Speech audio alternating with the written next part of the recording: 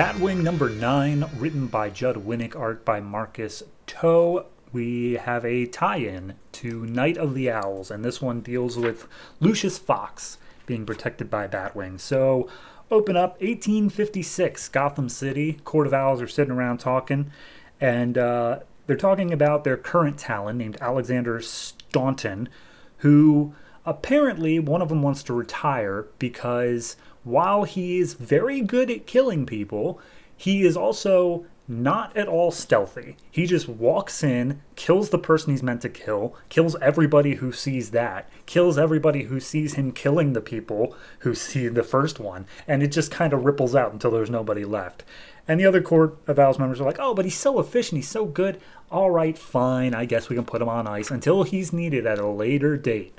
Cut to a later date, it is the Night of the Owls at 4:30. We have David, aka Batwing, and Matu talking to Lucius Fox about the Batwing suit and how Lucius wants to give it more armor, but David says that Batwing, some other guy, definitely not him, wants to keep it light and airy so he can, fight better. It's not supposed to be a tank, it's supposed to just be some armor. So Lucius invites them to a gala going on that night for Batman Incorporated, of which Batwing is a member, and all of the member nations will be there. And David's like, I really don't want to, but then Matu's like, oh, we will be glad to join. Cut to one of the Court of Owls members sending the Talons out on the town and take back our city, blah, blah, blah. And then we get Night of the Owls, 6 o'clock. At the gala, David's very uncomfortable being in such lavish luxury at this gala, considering how he was brought up.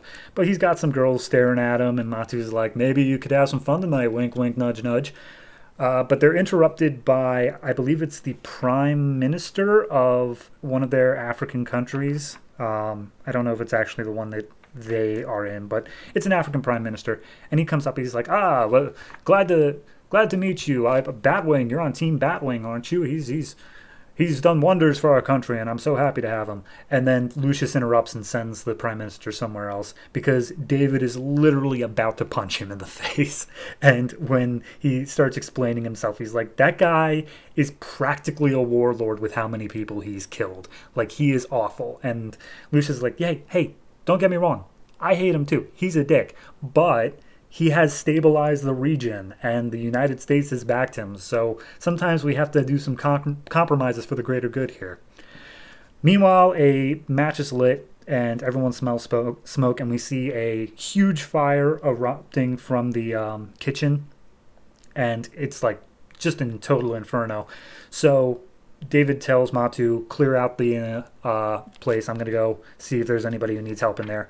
But as he busts into the kitchen, he's like, man, this fire, if someone was trying to just light a fire in here, it's pretty bad. Like, there's no way they'd get away with it. But then as he enters, he sees just a slew of bodies on the ground, all slashed open. He's like, oh, this was a distraction.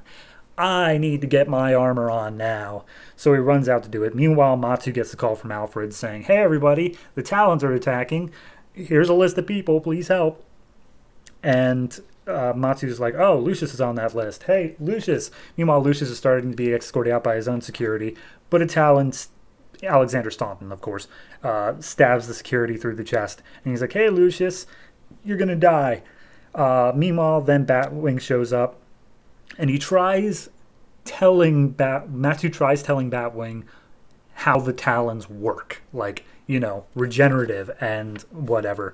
But he's kind of distracted and keeps on interrupting him. So, he shoots him with, 5 tranq darts. And he's like, that would take down a rhino, no problem. But then the Talon just gets back up again and starts slashing at him.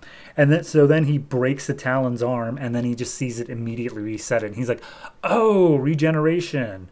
Got it. And he's like, Matu's over the line. He's like, yeah, I've been trying to tell you that this entire time. The only thing that's going to stop it is if you put it in extreme cold or you cause massive tissue loss. So as the Talon is about to attack Lucius, Batwing tackles it out of the building, through out a window, down onto the ground below, because they're up on a pretty top floor. And everyone who's been evacuating the building is now reaching the bottom where now the fight is. And so the Talon grabs the African prime minister, and he's like, all right, bring me Lucius Fox, or I'm going to take this guy's head. And Batwing's like, I don't have a problem with this. I think this is a fair trade. But Lucius steps up and he's like, I don't hurt anybody. I volunteer. And as the Talon is about to kill Lucius, Batwing remarks that advice that Batman gave him of, if you see an end to the fight, no matter what it is, take it. And so he shoots some like anti-tank missiles into the Talon's arms, and they just pop off. Like just straight up, he loses his arms. So at that point, the Talon goes down. He binds it up, and he's like, I really hope that he isn't going to regrow his arms before I get this thing over to the Batcave. Then the Prime Minister steps up to Batwing, and he's like, oh, Batwing, I'm so proud to have you as the representative of my country. You saved us all. Huzzah for Batwing. And Batwing just looks at him, elbows him in the face, and tells Lucius that's how we compromise in Africa. May as well with a mic drop at the end. And that's it. That's the tie-in. I think this is solid. I think it shows who, if people are just reading this for the tie-in aspect rather than following Batwing as a whole, I think this does a good job of showing who Batwing is and how he acts. I think art is maybe, it's okay. It's not great. I'm still spoiled by the first volume of Batwing's art, and I don't think it's ever really going to get back to that level again. So, but it's fine. It's fine art. Writing wise, it does feel a little bit weird that Matu is explaining these things, and then we have Batwing understanding them himself, but like separate from Matu. It's just kind of, I feel like it's more to just show, yeah, he's serious. Like when we said regenerative powers, yeah, like we didn't have to go through the thing of showing it, but for some reason they were like, no, showing is better than telling, but we're still going to tell anyway. So overall, I would go ahead and give this one I give it a 6. It's okay. It's not fantastic. It does feel a little bit out of place in some spots, but it's fine. So 6 for this.